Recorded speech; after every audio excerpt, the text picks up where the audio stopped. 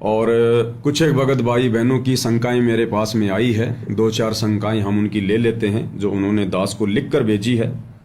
हो सकता है इस प्रकार की समस्या शंकाएं अन्य भगत भाई बहनों की भी हों और उन शंकाओं के चलते वो सही प्रकार से निश्चिंत होकर भक्ति ना कर पा रहे हों, और भक्ति शंका रहित होकर ना कर पाना भाई और बहनों अपने आप में एक बहुत बड़ी समस्या है।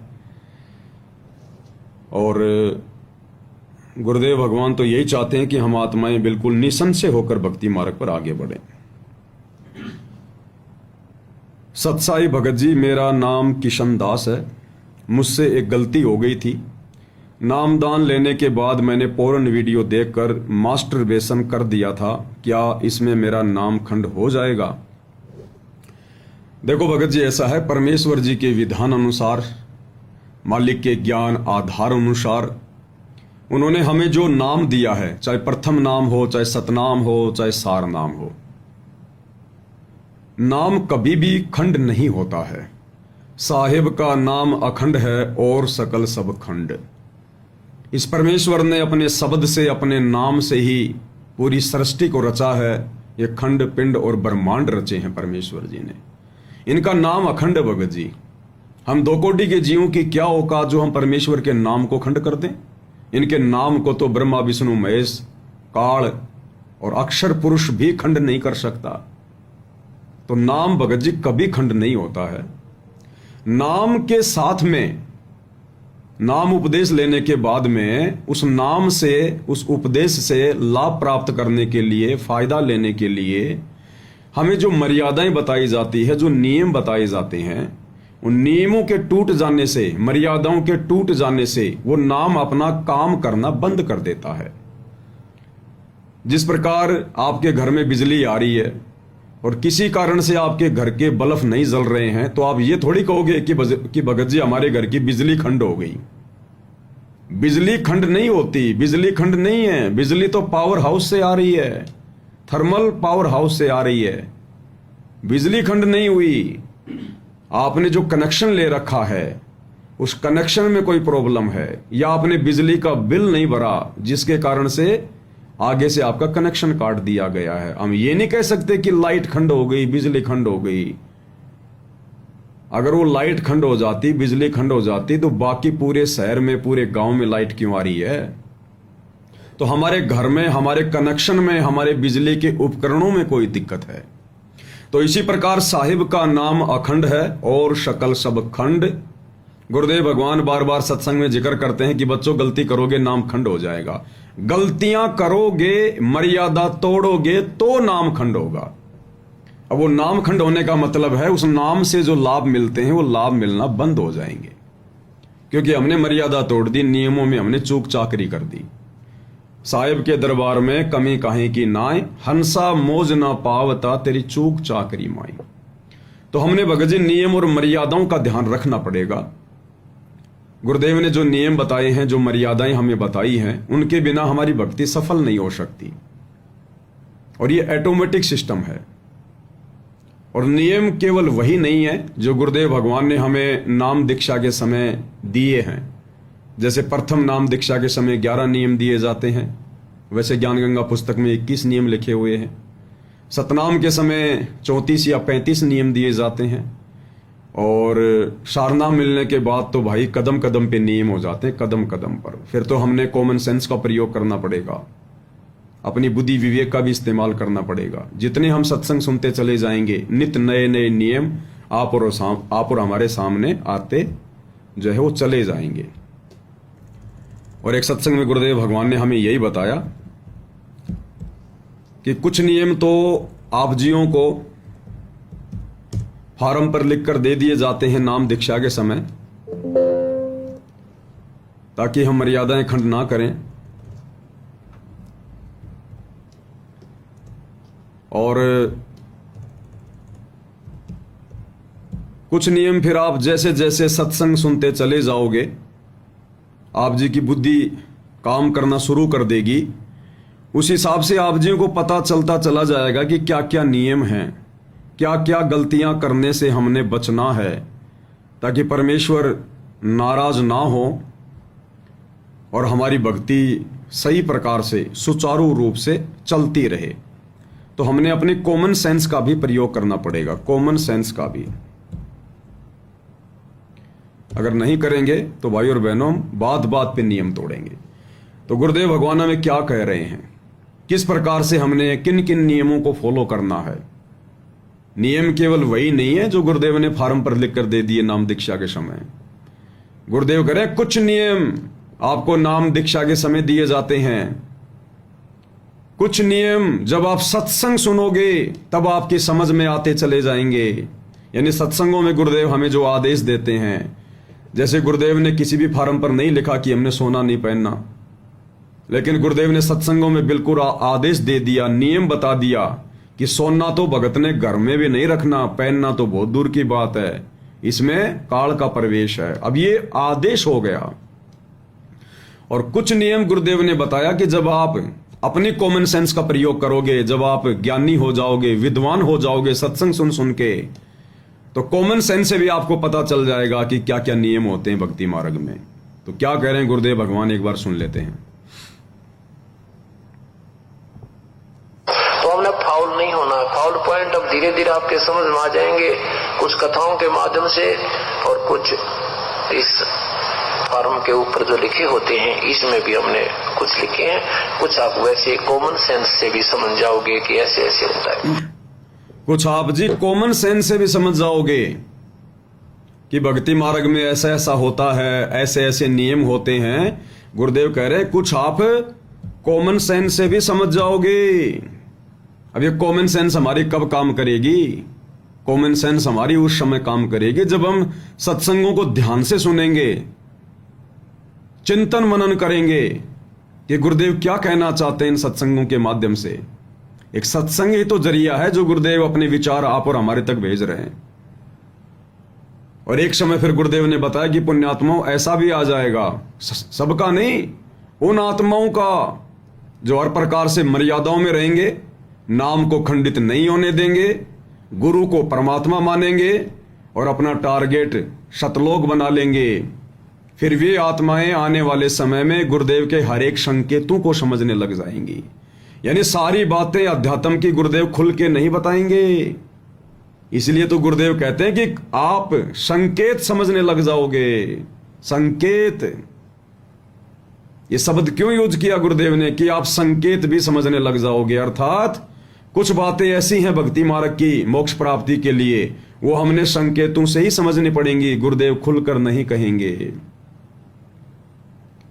अब उस स्थिति में पहुंचने के लिए, संकेतों को समझने के लिए भाई और बहनों, फिर हमने साध संगति से जुड़ना पड़ेगा, गुरुदेव की कृपा का पात्र बनना पड़ेगा। हर प्रकार से गुरुदेव को विश्वास दिलाना पड़ेगा कि गुरुदेव अब आपके अलावा हमें कुछ भी दिखाई नहीं देता, आपके चरणों के अलावा हमारा दूसरा कोई टारगेट नहीं है। तो क्या कह रहे हैं गुरुदेव भगवान, एक बार परमेश्वर जी का ये छोटा सा सत्संग भी सुन लेते हैं। इसको डेली सुनना होगा, इस पर डेली मंथन करना होगा, विचार करना होगा।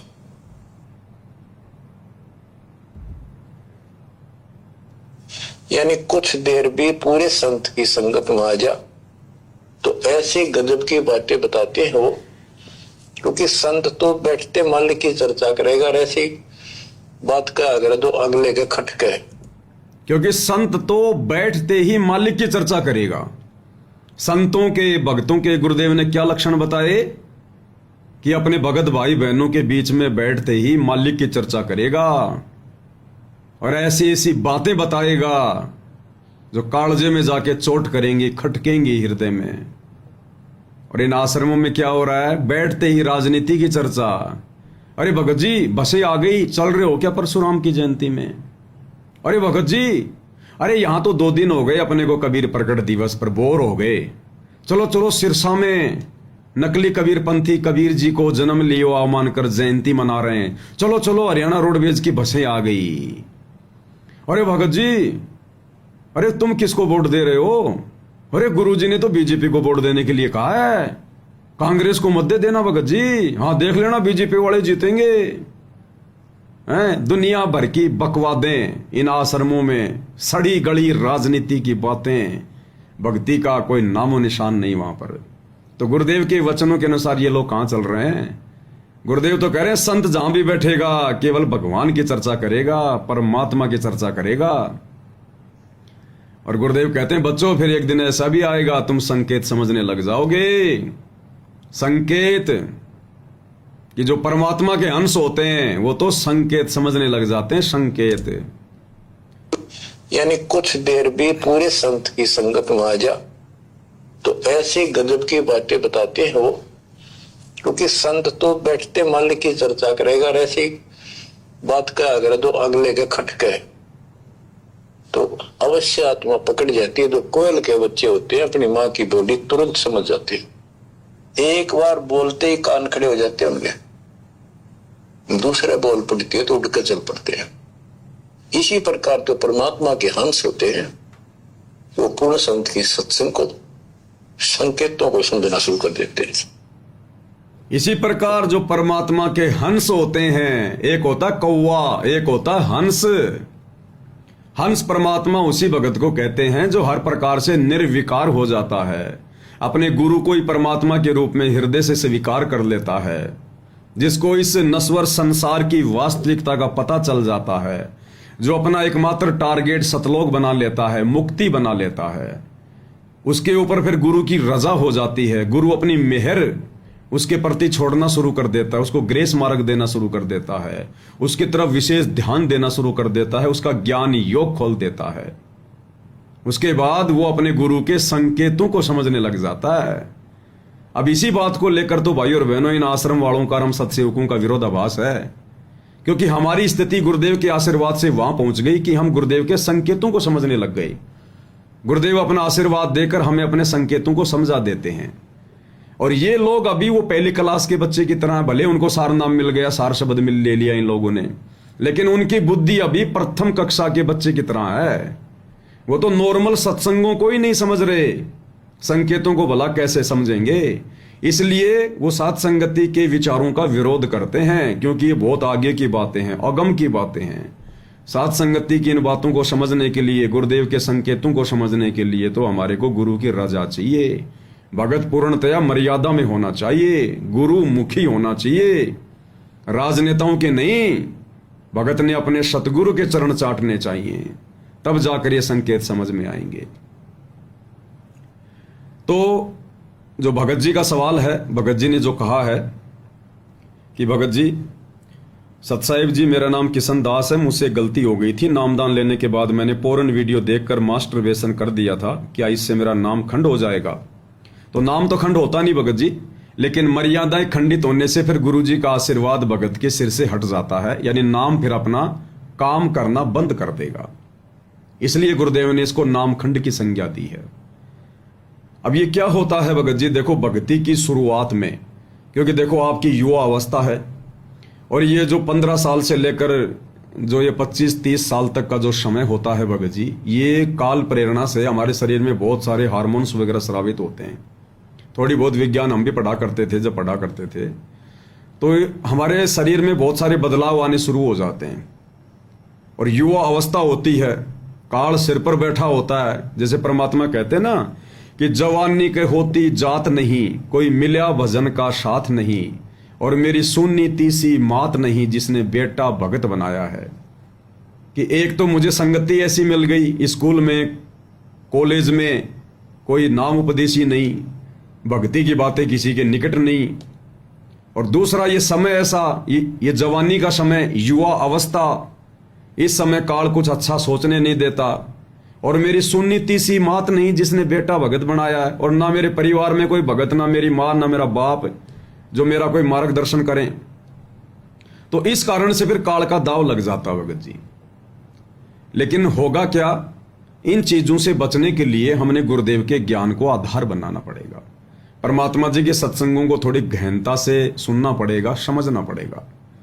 ये छोटी छोटी जो गलतियां हैं भगत जी, ये हमारे शरीर के लिए भी नुकसानदायक हैं और आध्यात्मिक रूप से भी ये परमेश्वर को नाराज करती हैं। और जब हमें ज्ञान समझ में आ जाएगा भगत जी, तो उसके बाद फिर हमारा टारगेट एक ही बन जाएगा कि भाई झूठे सुख को सुख कहें, ये मान रहा मन मोद, सकल चबी ना काल का, ये कुछ मुख में कुछ गोद।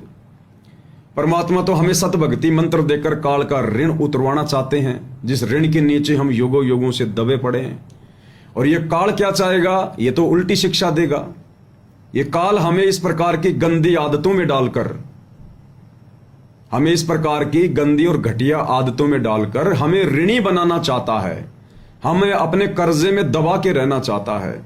गुरुदेव ने तो हमें प्रथम मंत्र दिया, उसमें हमें ब्रह्मा और सावित्री का जो मंत्र दिया, उस मंत्र से हमारा ऋण उतरेगा उसका, क्योंकि ब्रह्मा जी रजोगुण के देवता हैं, रजोगुण के स्वामी हैं। उनका भार हमारे पर चढ़ा हुआ युगों युगों से।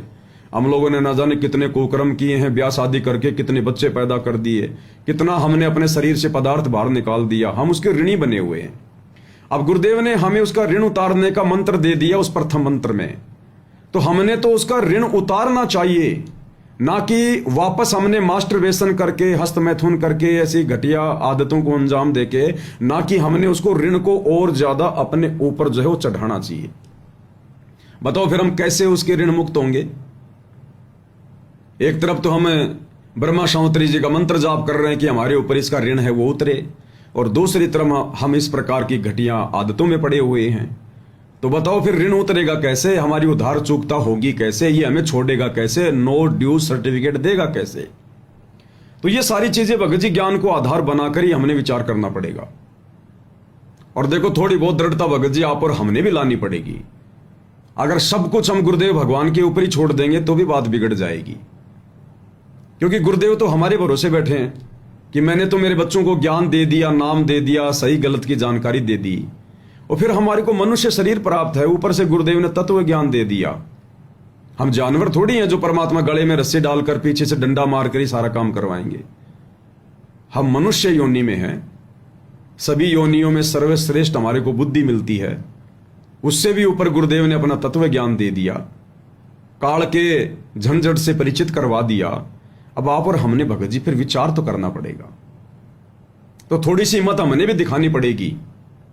और परमात्मा से प्रार्थना करो भगत जी, प्रार्थना में बहुत बड़ी शक्ति है। मालिक चाहता है कि मेरे बच्चे मेरे आगे रोएं, गिड़गिड़ाएं, और हमने हृदय से उस चीज को छोड़ने का मानस बनाना पड़ेगा। देखो, फॉर्मेलिटी करेंगे तो परमात्मा अंतर्यामी है, नकलीपना उनके सामने नहीं चलेगा भगत जी, वो तो अंदर तक की जानने वाला है। तो सबसे पहले तो आप और हमने, हमारे अंदर एक थोड़ा रिपेंट होना चाहिए, ये पश्चाताप होना चाहिए कि ये परमात्मा मेरी ये गंदी आदत छूटे। और फिर हमने गुरुदेव भगवान के आगे जो है विशेष तौर पर हृदय से हमने उनसे प्रार्थना करनी पड़ेगी। दंडोत करते समय, हे गुरुदेव भगवान, मैं नीच हूं, 2 कोटि का जीव हूं, परमात्मा मेरी क्या औकात मालिक, आप दया बख्शो गुरुदेव, आप दया बख्शो गुरुदेव, मैं कितना क्या कुछ कर सकता हूं मालिक, मैं मिट्टी का पुतला। अपने आप को बिल्कुल नीचे गिरा दो गुरुदेव के चरणों में, दास आधीन, बिल्कुल मिट्टी और भक्ति। और जब भी ऐसी बकवाद मन में आए, क्योंकि काल तो भगत जी मन रूप में बैठा है, वो तो पीछा छोड़ने वाला नहीं है। जब तक उसका प्रभाव है मन का, वो तो भाई बार बार उन्हीं चीजों की प्रेरणा करेगा, क्योंकि उसकी खुराक है, वो उसकी खुराक है भाई। दारू पीने वाला तो दारू के ठेके पर जाकर शराब ही मांगेगा। तो काल की खुराक तो विषय वासना है ना, ये मैल खाता हमारे गंदे विचारों का मैल खाता है। तो वो तो बार बार अपनी खुराक के लिए हमारे अंदर प्रेरणा करेगा। उसने मन छोड़ रखा अपना एजेंट, वो तो बार बार प्रेरणा करेगा, फिर से आपको तैयार कर देगा उस गंदी आदत के लिए। और हम यदि उसका साथ देंगे हर बार बार, तो फिर बात बिगड़ती चली जाएगी। तो ऐसे समय में जब ऐसी कुप्रेरणा हमारे अंदर उठे, तो बार बार अंदर ही अंदर गुरुदेव भगवान से, परमात्मा दया करो, हे मालिक दया करो, आप ही बचाओगे परमात्मा। और फिर उस समय या तो गुरुदेव के सत्संग सुनना शुरू कर दो।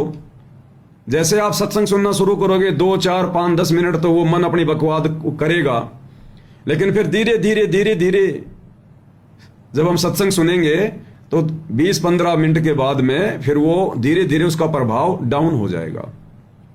या गुरुदेव का सुमरण शुरू कर दो, ना चाहते हुए भी अपना। यानी हमने धीरे धीरे उस गंदी आदत से, काल प्रेरणा से ध्यान को डाइवर्ट करना पड़ेगा। और डाइवर्ट करके कहां लगाएंगे? परमात्मा की भक्ति, सुमरण, सत्संग, उनके चिंतन मनन, या अपने किसी भगत भाई से बातें शुरू कर दो, कोई परमात्मा की कोई चर्चा शुरू कर दो, भक्तों का कोई इंटरव्यू सुनना शुरू कर दो, परमात्मा की कोई पुस्तक सुनना शुरू कर दो, उसको जो है वो पढ़ना शुरू कर दो। यानी हमने ध्यान को डाइवर्ट करना पड़ेगा, हमने उसको मौका नहीं देना है। और गुरुदेव से प्रार्थना भी करते रहो। तो धीरे धीरे धीरे धीरे भगत जी जब उसको ये लगेगा कि अब ये मेरी बातें नहीं सुनने वाला, नहीं मानने वाला, फिर मन भी धीरे धीरे जो है वो दुखी करना, वो परेशान करना बंद कर देता धीरे धीरे। और गुरुदेव भगवान ने फिर हमें क्या बताया ज्ञान गंगा पुस्तक में, क्योंकि फिर ज्ञान को आधार बनाकर भी हमने बहुत ज्यादा सावधानी बरतनी पड़ेगी, हमने बहुत ज्यादा निर्णय लेने पड़ेंगे, क्योंकि ज्ञान गुरुदेव भगवान ने हमें इसीलिए तो दिया है। ये ज्ञान गुरुदेव ने हमें इसीलिए दिया है कि हम इस ज्ञान को आधार बनाएं, थोड़ा चिंतन मनन करें, हमें गुरुदेव के कहे अनुसार चलना पड़ेगा, तब धीरे धीरे काल का प्रभाव आप और हमारे से दूर हटेगा। तो ये ज्ञान गंगा पुस्तक का जो भूमिका है उसका पेज नंबर 5 है, और इसमें गुरुदेव ने लिखा है कि दुराचार करना कितना पाप है। दुराचार क्या होता है भगत जी? दुराचार होता है व्यर्थ में जो है संभोग करना, व्यर्थ में शारीरिक संबंध बनाना, वो चाहे खुद की पत्नी के साथ हो या चाहे किसी अन्य औरत के साथ में हो, उसको कहते हैं दुराचार। गुरुदेव कह रहे हैं दुराचार करना कितना पाप है। पर द्वारा स्त्री का खोले 70 जन्म अंधा हो डोले। पर द्वारा स्त्री का खोले, यानी अगर आप शादीशुदा हैं या शादीशुदा नहीं हैं, और यदि आप किसी गैर औरत के साथ में आपकी शादी हुए बिना, रमेणी हुए बिना, यदि आप किसी अन्य औरत के साथ में शारीरिक संबंध बनाते हैं तो भगत जी वो दुराचार की श्रेणी में आता है, व्यभिचार की श्रेणी में आता है। ना उसको परमात्मा मान्यता देता, ना उसको समाज मान्यता देता है।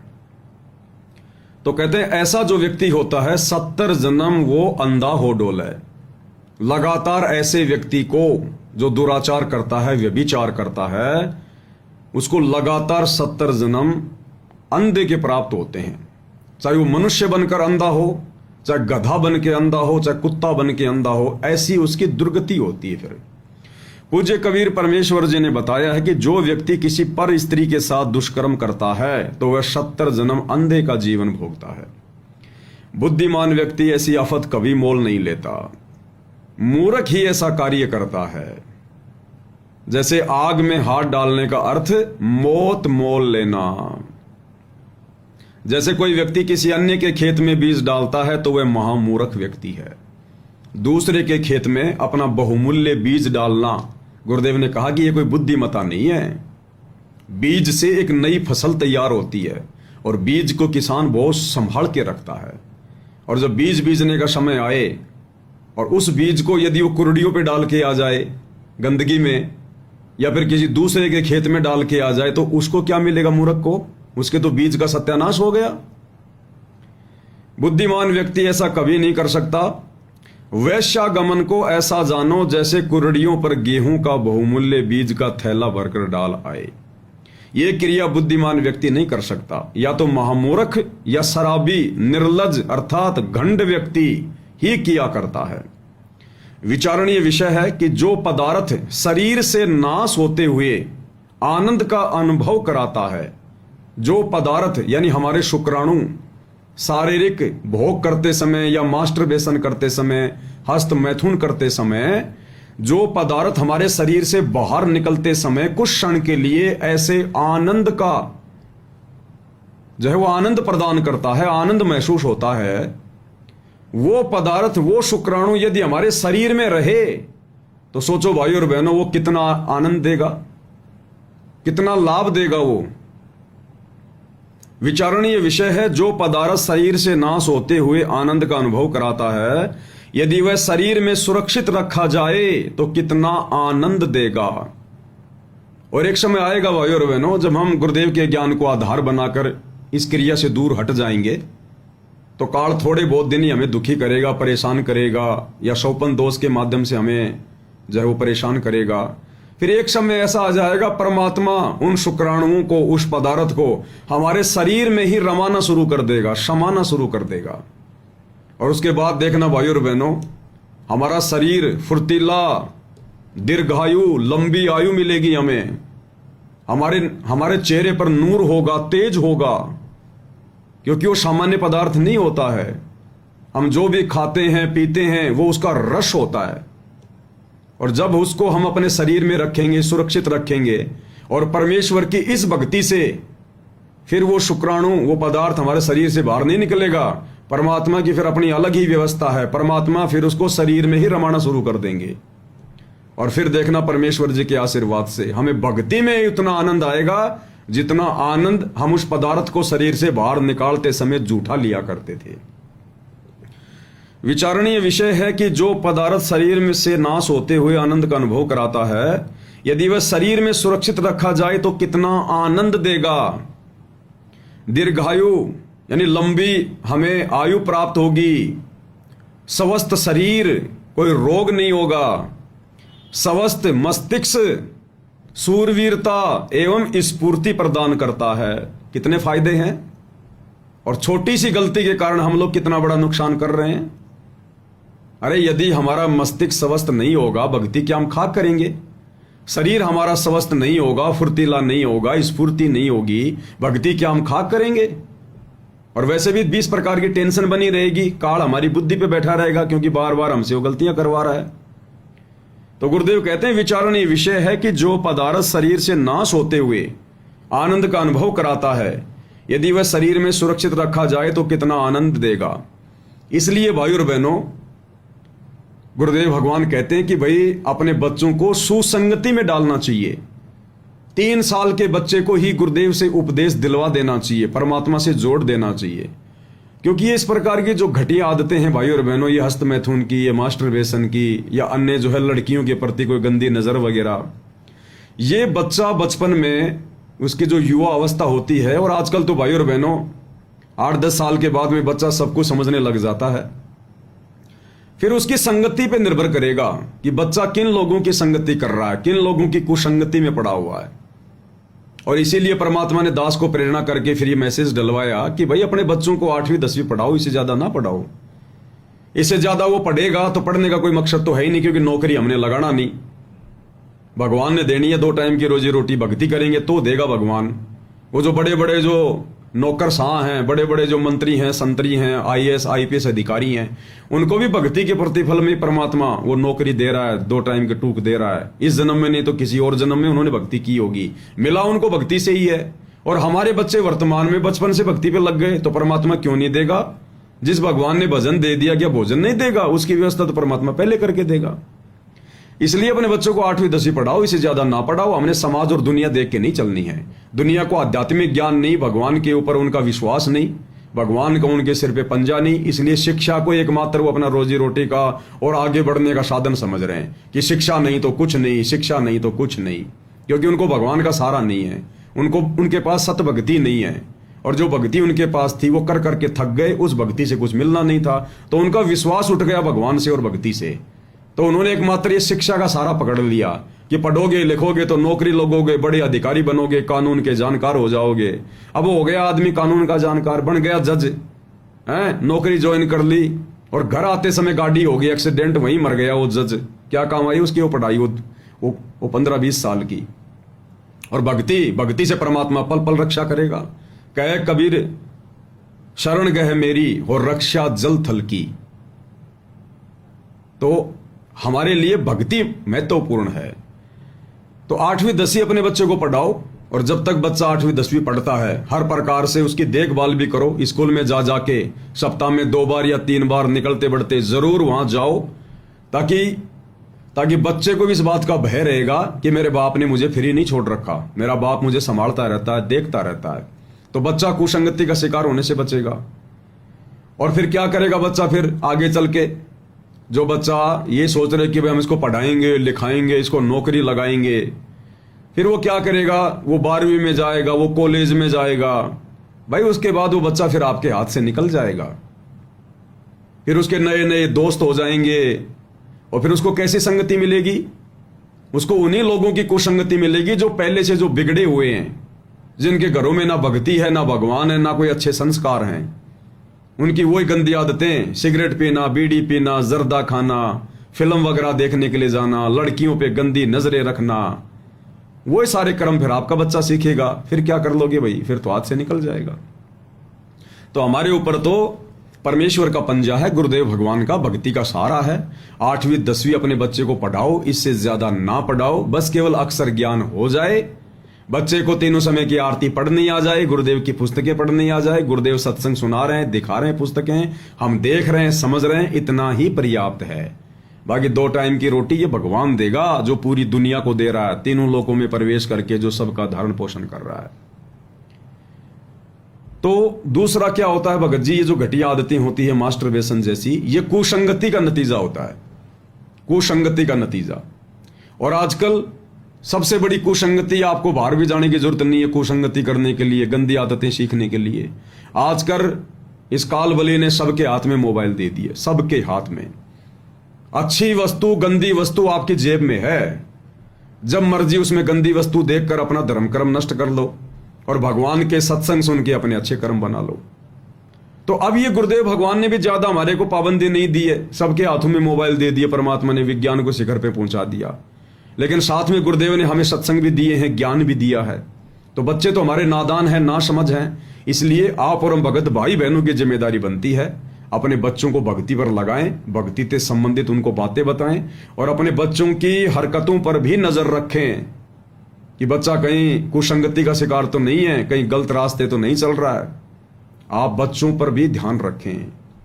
बच्चा स्कूल जाता है, कॉलेज जाता है, अब कॉलेज जाने वाला बच्चा तो देखो फिर आपकी बातें मानेगा नहीं, लेकिन जो बच्चा स्कूल में जा रहा 8वीं 10वीं में, उनको मोबाइल देने की जरूरत नहीं है। उन बच्चों को स्कूल में मोबाइल लेकर मत जाने दीजिएगा। वो आते जाते समय यही करेगा, लड़कियों के नंबर ले लेगा, लड़कों को नंबर देगा, दुनिया भर की बातें करेगा और काल सिर पे बैठा है। और भक्तों के बच्चों को तो फिर काल ज्यादा बिगाड़ने का प्रयास करेगा।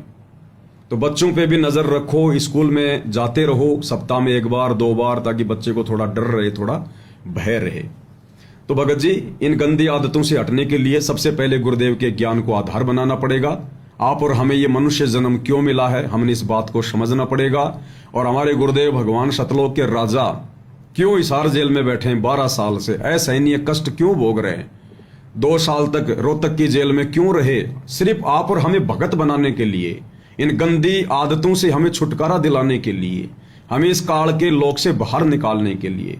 तो हमने अपने गुरुदेव के मकसद को भी समझना पड़ेगा। हमने अपने गुरुदेव के उस मकसद को भी समझना पड़ेगा कि गुरुदेव भगवान किसके लिए दुख उठा रहे हैं, क्यों इतने संकट झेल रहे हैं, 12 साल से क्यों जेल में है मेरे पिता, हमारे लिए, हमारी आत्मा के कल्याण के लिए। तो फिर हमारी भी कुछ जिम्मेदारी बनती है भगत जी, हमने भी थोड़ा विचार करना पड़ेगा। फिर अगर हम गुरु से उपदेश लेकर काल की चाल में फंसते रहेंगे, काल की जो प्रेरणा है वो काल का आदेश होता है। सतगुरु का आदेश है भक्ति करना, नियमों में रहना, अच्छे कर्म करना, और काल की जो प्रेरणा होती है वो होती है काल का आदेश। तो बताओ फिर सतगुरु के भगत होकर हम काल के आदेश को क्यों फॉलो करेंगे? काल से तो हमारा 36 का आंकड़ा हो जाता है उसके बाद में। तो हमने अपनी संगति पर भी विचार करना पड़ेगा कि हम फालतू के लोगों के साथ में, आड़ोसी पड़ोसियों के साथ में, ऐसे ही जो गलत जो सोसाइटी के जो लड़के हैं, जो लड़कियां हैं, हम उनसे ज्यादा बातचीत ना करें। स्कूल जाते समय, कॉलेज जाते समय हम फालतू की यारी दोस्ती के चक्कर में ना पड़ें और अपना जो सिलेबस है जो पढ़ाई का, केवल उस तक सीमित रहें। बाकी अपने गुरुदेव के सत्संग सुने, उनके प्रवचन सुने। तो आप और हमने भी थोड़ी सी मेहनत करनी पड़ेगी, ज्ञान को आधार बनाकर थोड़ा विचार करना पड़ेगा, सोचना पड़ेगा। तो गुरुदेव कह रहे हैं, विचारणीय विषय है कि जो पदार्थ शरीर से नाश होते हुए आनंद का अनुभव कराता है, यदि वह शरीर में सुरक्षित रखा जाए तो कितना आनंद देगा। पहले साधु संत महात्मा वो इसीलिए तो ब्याह शादी नहीं किया करते थे कि अगर शरीर स्वस्थ रहेगा, मस्तिष्क जो है वो स्वस्थ रहेगा और लंबी उम्र होगी तो परमेश्वर की भक्ति ज्यादा से ज्यादा करेंगे, मन लगा के करेंगे, ध्यान लगा के करेंगे, निश्चिंत होके करेंगे। इस कारण से वो शादियां वादियां नहीं करवाया करते थे, केवल भक्ति के लिए। क्योंकि घर छोड़कर जंगलों में चले जाते थे तो जंगल में कोई शिकार करने थोड़ी जाते थे वो ऋषि महात्मा, केवल भक्ति के लिए उन्होंने इतनी कुर्बानियां दी, इतनी कुर्बानियां। और जो कुर्बानियां वो दे रहे थे वो सत भक्ति भी नहीं थी, उससे उनको कुछ मिलना भी नहीं था। और आप और हमें तो इस भक्ति से सब कुछ मिलेगा और सब कुछ मिल रहा है। और फिर भी हम छोटी मोटी अगर ये जो गंदी आदतें हैं अगर इनसे दूर नहीं हटेंगे, अगर इतनी भी हिम्मत हम अपने अंदर नहीं पैदा करेंगे, तो बताओ फिर हम कैसे भगत, फिर कैसे हमारी भक्ति बनेगी। और ऐसे ही ये काल इस भूल भुलैया में कलयुग की बिजली पीढ़ी का समय निकाल देगा भाई और बहनों। उसके बाद क्या, फिर करते रहना अपनी मन की इच्छा पूरी। आज दिन में 2 बार करते होगे मास्टरबेशन, 3 बार करते होगे, क्योंकि युवा शरीर है भाई और बहनों, बढ़िया खुराक खा रहे हो, हर 2 घंटे में काल फिर से वो पदार्थ शरीर में जमा कर देता है, फिर से अपनी प्रेरणा कर देगा कि आजा बेटा मेरी खुराक तैयार कर और मेरे मुंह में आने की कर तू तैयारी। फिर क्या होगा, हमारे जैसे कर्म यहां होंगे और काल के हत्थे चढ़ जाएंगे। अगले जन्म में फिर क्या करेगा काल, कुत्ता बनाएगा, अन्य जानवर बनाएगा। एक ही दिन में 20-20 बार करना, फिर तुम शारीरिक संबंध बनाना, फिर जीवन बर्बाद कर देगा फिर हमारा। फिर 84 लाख योनियों में है क्या, और ना कोई शिक्षा है, ना कोई धंधा है, ना कोई रोजगार है, ना कोई रिश्तेदारी में आना जाना है, ना कोई पढ़ाई करनी है। बस एक टूक के लिए सारा दिन दौड़ते रहो, आगे से खाते रहो, पीछे से निकालते रहो, और ये शारीरिक संबंध बनाते रहो और अंत में मर जाओ। फिर ये काम होगा फिर हमारा। तो अब हमें थोड़ा विचार करना पड़ेगा। हम मनुष्य हैं और हमें परमेश्वर ने सद्बुद्धि दी है, ऊपर से अपना तत्व ज्ञान दिया है। ये इसीलिए दिया है कि अब हम थोड़ी हिम्मत करें। अरे जानवर जो है, ये पशु पक्षी जो हैं, 84 लाख योनियों के जीव तो जो है वो आधीन होते हैं, वो अपनी आदतों के वश होते हैं, वो मजबूर होते हैं, वो परवश होते हैं, वो अपनी बुद्धि का इस्तेमाल नहीं कर सकते। लेकिन आप और हमें तो गुरुदेव ने बुद्धि दी है भाई, ऊपर से आध्यात्मिक ज्ञान दे दिया, तत्व ज्ञान दे दिया। अरे हमने तो एक दिन ये संसार छोड़ के जाना और हमसे मास्टरबेशन नहीं छूट रहा, हस्त मैथुन की गंदी आदत नहीं छूट रही। बताओ फिर हम काहे के भगत, काहे के फिर हम सतलोक जाएंगे। तो देखो, जब भक्ति की शुरुआत होती है, भगत जी युवा अवस्था होती है ना, तो काल एकदम से भगत नहीं बनने देता है। ऐसी गलतियां काल भगत जी को करवाई देता है। और परमात्मा को, गुरुदेव भगवान को भी इस बात का पता है कि बच्चों से 1-2 बार ऐसी जो है गलतियां हो जाती हैं। लेकिन हमने थोड़ा संभलना चाहिए भगत जी। फिर बार बार गुरुदेव भगवान को नाराज करने का मौका नहीं देना चाहिए। परमात्मा हमें कब तक मौका देगा बताओ, कब तक हमें आशीर्वाद देगा, कब तक हमारे नाम को सुचारू करेगा। एक ही जगह चोट लग गई, डॉक्टर ने उसको घाव साफ कर दिया, उसके टाके लगा दिए, तुमने फिर से उसके ऊपर चोट मार ली। चलो दूसरी बार भी डॉक्टर भाई जैसे तैसे करके साफ करके उसके टाके लगा देगा। अब तुम बार बार उसी घाव पे चोट मार रहे हो, तो एक समय ऐसा आएगा भाई, मवाद पड़ जाएगी, डॉक्टर टाके भी नहीं लगा पाएगा, टाके भी। तो हम बार बार इन गलतियों को ना दोहराएं। जब भी ऐसा हमारे अंदर काल प्रेरणा हो, हम गुरुदेव की भक्ति, सत्संग, सुमरण, किसी भगत भाई बहन से बातचीत करना, परमेश्वर की कोई चर्चा करना, गुरुदेव की कोई पुस्तकें पढ़ना, परमात्मा का कोई शब्द सुनना या शब्द गाना, अपना सुमरण शुरू कर देना, हम इस प्रकार से करेंगे तो धीरे धीरे फिर वो ध्यान हमारा डाइवर्ट होगा। और गुरुदेव भगवान से बारंबार विनती प्रार्थना करना। और फिर भी मान लो अगर प्रेशर ज्यादा हो तो फिर हम गुरुदेव भगवान से ज्योति या पाठ का उनके विधान अनुसार संकल्प कर लें कि हे गुरुदेव भगवान, मेरी भक्ति इतनी नहीं बन पा रही है, परमात्मा मैं नीच हूं, कोई पिछले जन्म की भी भक्ति ज्यादा नहीं है, आपने शरण में लिया परमात्मा, आप तो दयालु है, आपका महा उपकार है। ये परमेश्वर, ये दास आपके चरणों में ज्योति हवन का संकल्प करता है या फिर पाठ प्रकाश का संकल्प करता है। परमात्मा दास को सद्बुद्धि दो मालिक, मेरे विषय विकारों के ऊपर कंट्रोल करो परमात्मा, मुझे काल के जाल से बाहर निकालो परमात्मा। तो इस प्रकार से भी हम गुरुदेव भगवान से अर्ज कर सकते हैं, थोड़ा ज्योति हवन का संकल्प करके या पाठ का संकल्प करके, ताकि उसके प्रतिफल में, क्योंकि देते को हरि देत है जहां तहां से आण, तो परमेश्वर फिर दया हमारे ऊपर दया बख्शेंगे। तो गुरुदेव कह रहे हैं, विचारणीय विषय है कि जो पदार्थ शरीर से नाश होते हुए आनंद का अनुभव कराता है, यदि वह शरीर में सुरक्षित रखा जाए तो कितना आनंद देगा। दीर्घायु यानी लंबी उम्र, स्वस्थ शरीर, स्वस्थ मस्तिष्क, शूरवीरता तथा स्फूर्ति प्रदान करता है। जिस पदार्थ से अनमोल बच्चा प्राप्त होता है, उसका नाश करना बच्चे की हत्या करने तुल्य है। और कितना बड़ा घोर पाप बता दिया गुरुदेव ने। जिन शुक्राणुओं से, जिस पदार्थ से और एक बच्चा पैदा होता है, उस पदार्थ को व्यभिचार करके, दुराचार करके, अनावश्यक भोग विलास करके या मास्टरबेशन करके अगर हम शरीर से बाहर निकाल रहे हैं, तो एक बच्चे की हत्या के बराबर हमें पाप लग रहा है। एक बच्चे की हत्या। वैसे तो गुरुदेव भगवान कहते हैं कि इस पदार्थ में न जाने कितने जीवाणु होते हैं, कितने जीवाणु। 1 मिलीग्राम खून के अंदर लाखों और करोड़ों जीव होते हैं। आजकल तो साइंस भी ये प्रूव कर चुकी है। और शुक्राणु, उसका तो नाम ही शुक्राणु है, उसमें तो करोड़ों की संख्या में, अरबों की संख्या में जीव डाल रखे हैं काल में। तो गुरुदेव भगवान कहते हैं कि अनावश्यक भोग विलास करना, यानी जो भाई बहन शादीशुदा हैं उनके लिए भी गुरुदेव शिक्षा दे रहे हैं कि अनावश्यक भोग विलास करना एक बच्चे की हत्या करने के बराबर है, हत्या करने के बराबर। यह आदेश है, सुना ना आपने पहले शुरू में कि कुछ नियम आपको फार्म पे लिख के दिए जाएंगे, कुछ नियम जब आप ये कथा सुनोगे, सत्संग सुनोगे तब आपकी समझ में आएंगे, और कुछ नियम आप वैसे भी कॉमन सेंस से समझने लग जाओगे।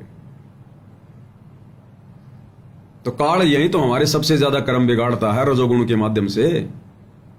हमारी सबसे ज्यादा शक्ति क्षीण यहीं से तो होती है। और गुरुदेव ने बता दिया, अनावश्यक भोग विलास, इस पदार्थ को अपने शरीर से बाहर निकालना एक बच्चे की हत्या तुल्य अपराध है। अब देख लो फिर हमारी भक्ति क्या खाक बनेगी। हम भक्ति कर रहे हैं सतलोक के लिए, भगवान तो हमें चींटी को भी मारने से मना करते हैं, और हम रोजाना अपने शुक्राणुओं का सत्यानाश कर रहे हैं और कितनी हत्याएं अपने सिर पर रख रहे हैं। ये विधान है भगवान का। इसीलिए तो हम लोग सतलोक जाने में देरी कर रहे हैं। परमात्मा उम्र नहीं देखता कि बूढ़ा होगा तभी सतलोक ले जाऊंगा। जिस दिन भक्ति बन गई, परमेश्वर के विधान में हम फिट हो गए, सांचे में फिट हो गए, उसी दिन परमात्मा ले जाएगा सतलोक। लंबी उम्र का इसमें कोई लेन देन नहीं है। परमात्मा कहते हैं जीवन तो थोड़ा ही वाला जय सत सुमरण होए, और ये लाख वर्ष का जीवन लेखत रहे न कोई। तुम कर दो पल में पार हो जा रजा थारी। इसलिए हम भाई बहन लेट हो रहे हैं। इस कलयुग की पिछली पीढ़ी में आकर भी हम लोग इन गलतियों को दोहरा कर गुरुदेव के सत्संगों पर विचार ना करके, ज्ञान को आधार ना बना के, और हम लोग देरी करते जा रहे हैं, देरी। तो अब गुरुदेव कह रहे हैं कि अनावश्यक भोग विलास भी वर्जित है। तो गुरुदेव कह रहे हैं जिस पदार्थ से अनमोल बच्चा प्राप्त होता है उसका नाश करना बच्चे की हत्या करने के समान है। इसलिए दुराचार तथा अनावश्यक भोग विलास वर्जित है। दुराचार भी वर्जित है, यानी अन्य किसी भी स्त्री के साथ में, या कोई स्त्री जो किसी पुरुष के साथ में, यह ना समझना कि खाली पुरुषों के लिए आदेश है। अगर किसी माता बहन के शुक्राणु भी उसके शरीर से बाहर निकलते हैं तो भी एक बच्चे की हत्या के तुल्य पाप है। उसको भी उतना ही पाप लगता है जितना एक पुरुष को लगता है। अगर स्त्री अगर कोई दुराचार करती है, अनावश्यक भोग विलास करती है, उतना ही पाप का भागी है। तो दुराचार करना यानी गैर स्त्री के साथ में, गैर औरत के साथ में शारीरिक संबंध बनाना, चाहे शादीशुदा हो या चाहे वो शादी से रहित हो, वो भी परमेश्वर ने वर्जित बताया है। और दूसरा, अनावश्यक भोग विलास वर्जित है। अगर रमैनी हो गई है, शादी हो गई है, तो गुरुदेव कहते हैं कि उसी के चक्कर में पड़े रहना, अनावश्यक भोग विलास। यानी दास ने एक दिन पहले भी गुरुदेव के आशीर्वाद से बताया था कि सतयुग में नेक संतान क्यों पैदा होती थी, अच्छे विचारों वाले बच्चे क्यों पैदा होते थे। क्योंकि वो लोग उस समय मौज मस्ती के लिए या फिर कोई आनंद प्राप्त करने के लिए शादी नहीं करते थे, शारीरिक संबंध नहीं बनाते थे। वो केवल अपना वंश चलाने के लिए, और उनके मन में कोई गलत विचार नहीं होते थे शारीरिक संबंध बनाते समय, ना कोई वो अश्लील बातें किया करते थे। और जो ऋषि महात्मा होते थे, जो गृहस्थी होते थे, जो बाल बच्चे भी साथ में रखते थे, अपनी भक्ति भी करते थे, वो तो केवल वंश चलाने के लिए ही संतान उत्पत्ति करते थे। उसके बाद में बैन लगा देते थे, भाई बहन का रिश्ता कायम कर लेते थे। जैसे ही उनको पता चलता कि तेरी औरत गर्भवती हो चुकी है, और वो गर्भ धारण करवाने के लिए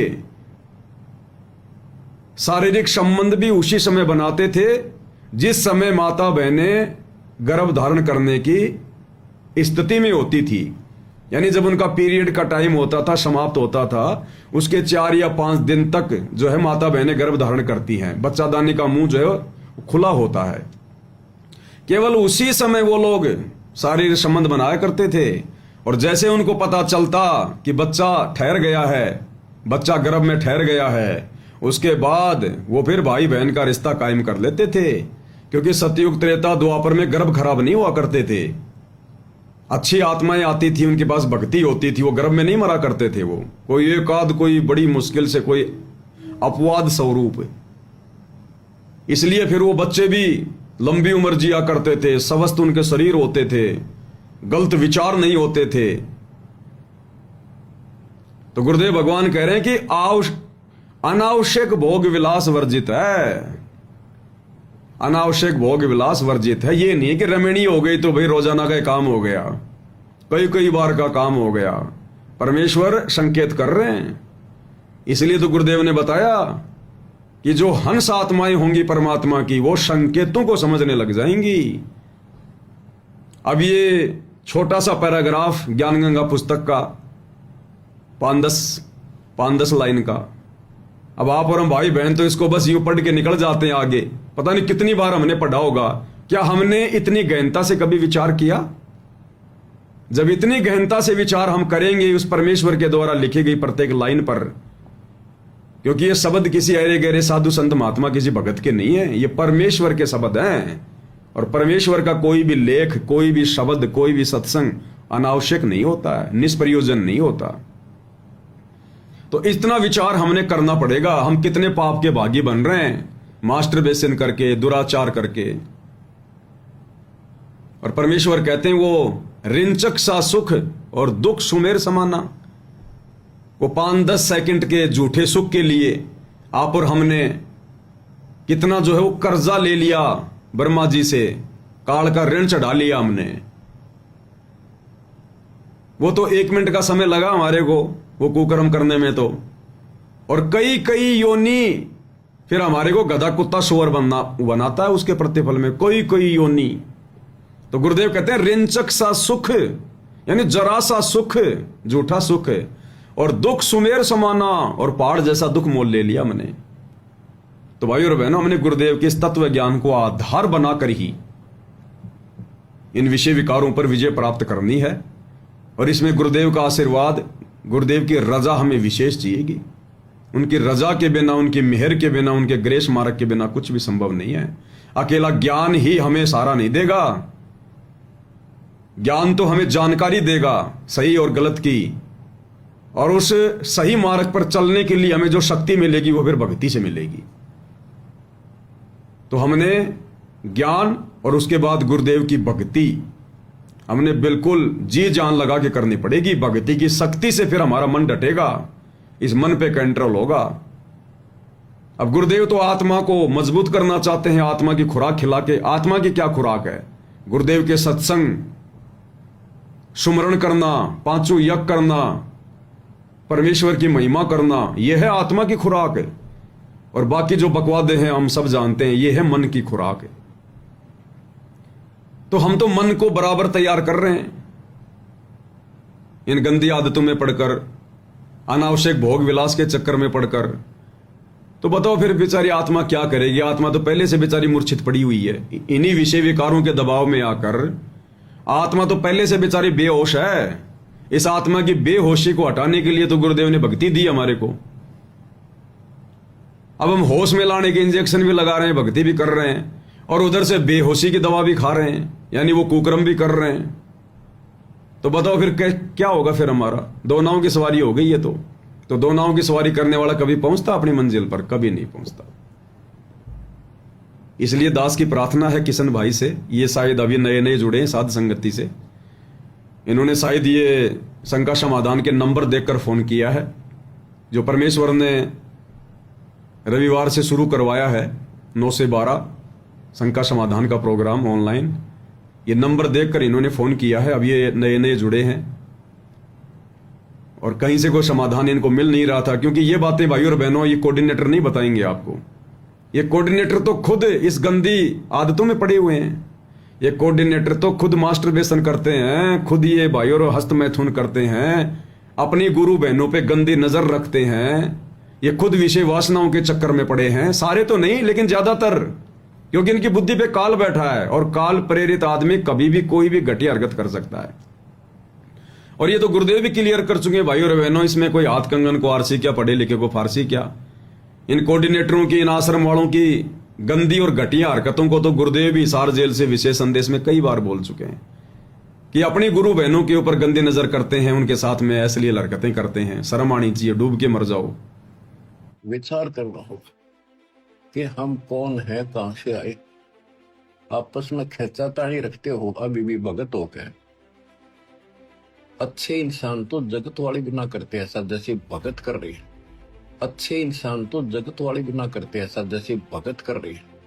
अच्छे इंसान तो जगत वाली बिना करते ऐसा जैसे भगत कर रही है। किसी को छोटी सी सेवा दे देते, कोऑर्डिनेटर बना दिया, वो ने सोचा मैं खुदा बन गया। अरे इतना शिक्षा तो बने। मजदूर बनना सीखो, मजदूर। और कई देखा है कि कोऑर्डिनेटर या जिसकी जो भी व्यवस्था लगाई जाती है, व्यवहार भी ठीक नहीं करते, धमकान लग जाते, फुरकान लग जाते। और कुछ ऐसी भी शिकायतें आई हैं जो बहन बेटियों के साथ गलत मैसेज भी डालते हैं। तो वो दुष्ट लोग ना तो कोऑर्डिनेटर के योग्य है, ना वो भगत के योग्य। और कुछ ऐसी भी शिकायतें आई हैं जो बहन बेटियों के साथ गलत मैसेज भी डालते हैं। तो वो दुष्ट लोग ना तो कोऑर्डिनेटर के योग्य है, ना वो भगत के योग्य। और कुछ ऐसी भी शिकायतें आई हैं जो बहन बेटियों के साथ गलत मैसेज भी डालते हैं। तो वो दुष्ट लोग ना तो कोऑर्डिनेटर के योग्य है, ना वो भगत के योग्य। तो ऐसा तो संगत माई कुसंगत उपजेगी, और ऐसी कुसंगत होगी फिर हम रखेंगे नहीं उसको खेत में। किसान उस कुबाड़ को पाड़ कर खेत तो बाहर फेंक देता है, तो उसको आप मिशन से निकाल दिया जाया करेगा। सुधर जाओ, एक के नहीं सुनी जाया करती थी। सामूहिक शिक्षा दी जाती है, अमल कर लो इन पे। कर्म बतेरे फोड़ लिए, इस ज्ञान का असर क्या हुआ? थोड़ा सा सुख होते हो फिर पक्के एजेंट काल के बन जाते हैं। बकवाद वही करनी, भगवान से दूर हो जाना। थोड़ा सा सुख होते हो फिर पक्के एजेंट काल के बन जाते हैं। बकवाद वही करनी, भगवान से दूर हो जाना। थोड़ा सा सुख होते हो फिर पक्के एजेंट काल के बन जाते हैं। बकवाद वही करनी, भगवान से दूर हो जाना।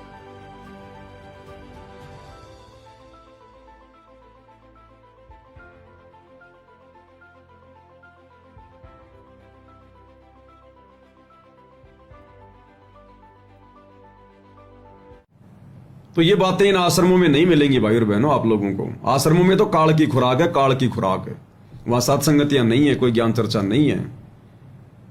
तो अब इस भाई से मेरी प्रार्थना है, मेरी विनती है, गुरुदेव ने जो भी दास से बुलवाया उस आधार से आपने दृढ़ होना पड़ेगा। और यदि आपने इन चीजों से छुटकारा प्राप्त करना है तो गुरुजी को प्रसन्न करना पड़ेगा।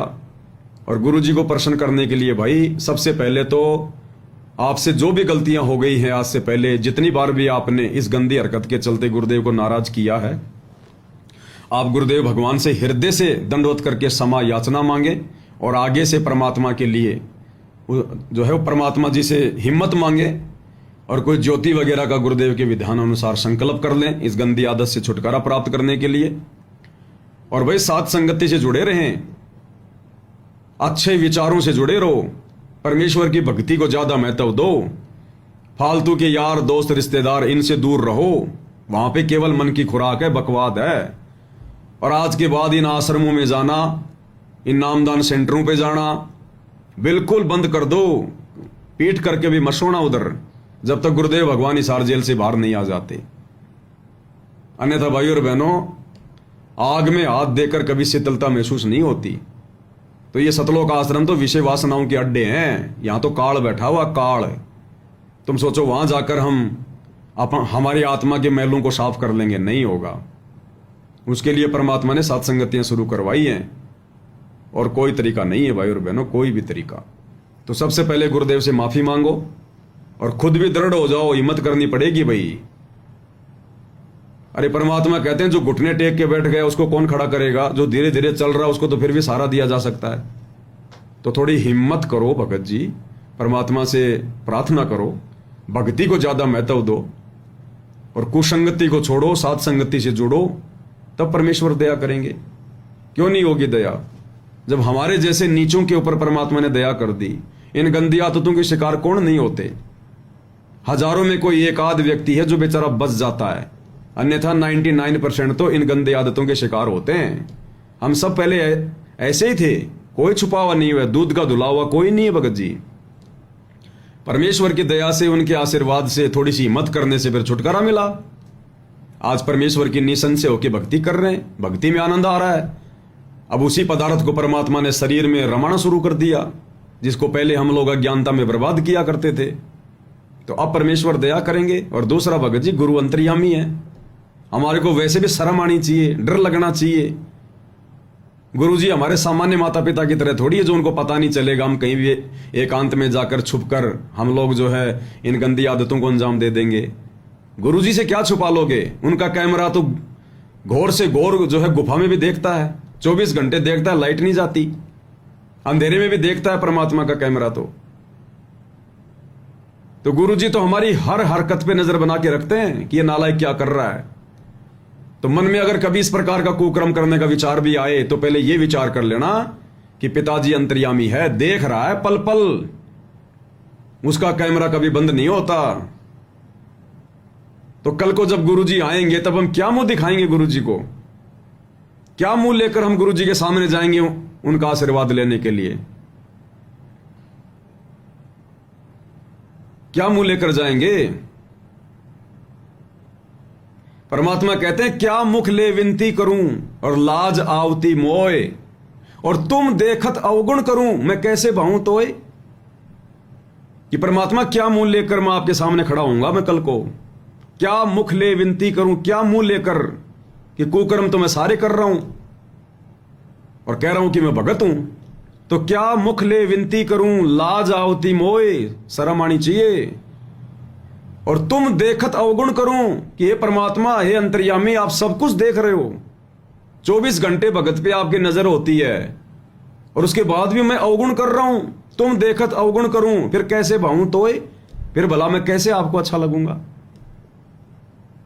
तो हमने ये सोचकर भी भगत जी, जो कि हकीकत है कि अंतर्यामी एक तुम, आत्म के आधार, जो तुम छोड़ो हाथ तो मैं कौन उतारे पार। अरे प्रहलाद भगत को उसका बाप लाल खंबे से चिपकाने लगा तो भगवान सतलोक से नरसिंह रूप धारण करके क्यों आया? सेकंडों में वो सतलोक में बैठा बैठा देख रहा था ना, और जब देखा कि मेरे बच्चे को बिल्कुल ये मारने पे तुला है, तुरंत आगे प्रकट हो गए 1 सेकंड में। तो नजर बना के रखा हुआ था ना परमात्मा। मीराबाई को जहर पिलाया जा रहा था, परमात्मा ने क्यों उसको अमृत बना दिया? अगर उस पर ध्यान नहीं होता तो परमात्मा देख रहा था ना बैठा बैठा। तो ऐसे गुरुदेव हमारी हर हरकत पे नजर बना के रखते हैं। और अब तो ये भी नहीं कह सकते कि भाई बहुत दूर बैठे होंगे, वो सतलोक में बैठे होंगे। आप और हमारे से भाई किसी से 200 किलोमीटर दूर है, किसी से 400 किलोमीटर, किसी से 1000 किलोमीटर दूर है। ये दूरी तो कोई दूरी भी नहीं है 16 संकोच की दूरी की एवज में। और वैसे तो मालिक हमारे घट में बैठा है भगत जी, घटी में गंगा, घटी में जमुना, घटी में जगदीश सतगुरु तारेंगे। तो बताओ फिर कल को जब गुरु जी आएंगे, और गुरु जी के आने में अब देर नहीं है, अब समय आ गया, अब धीरे धीरे ये बिल्कुल ये खतरनाक मोड में चला जाएगा, एरोप्लेन मोड में चला जाएगा। अब ये जो जो युग परिवर्तन का समय नजदीक आ रहा 2028 का, क्या क्या घटनाएं घटित होंगी, क्या क्या होगा, क्या क्या नहीं होगा। तो जब हम वर्तमान में दृढ़ नहीं है तो उन विशेष परिस्थितियों में फिर हमारे अंदर कैसे दृढ़ता आएगी?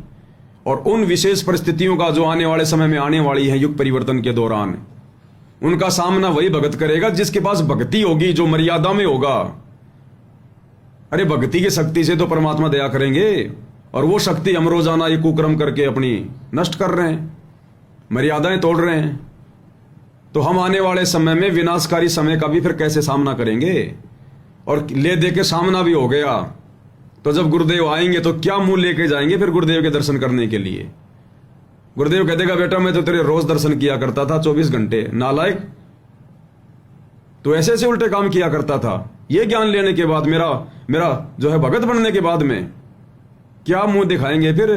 क्या मुंह लेकर जाएंगे आशीर्वाद लेने? किस बात का आशीर्वाद लेंगे? वो कुकर्म करने का आशीर्वाद लेंगे कि गुरुजी आशीर्वाद और ज्यादा करूंगा मैं कुकर्म। तो कल को भगवान से आंखें भी मिलानी है, ऐसी बात नहीं है। भगवान आएगा, दर्शन भी देगा, आशीर्वाद भी देगा, तो क्या मुंह लेके खड़े होंगे फिर उसके दरबार में हम? इसलिए हमने डर कर भक्ति करनी है, हर प्रकार के कुकर्मों से बचना है हमने, कि कल को परमात्मा से आमना सामना होगा, 4 आंखें होंगी, तब क्या जवाब देंगे? तभी भाई और बहनों हमारी बात बनेगी, नहीं तो नहीं बनेगी।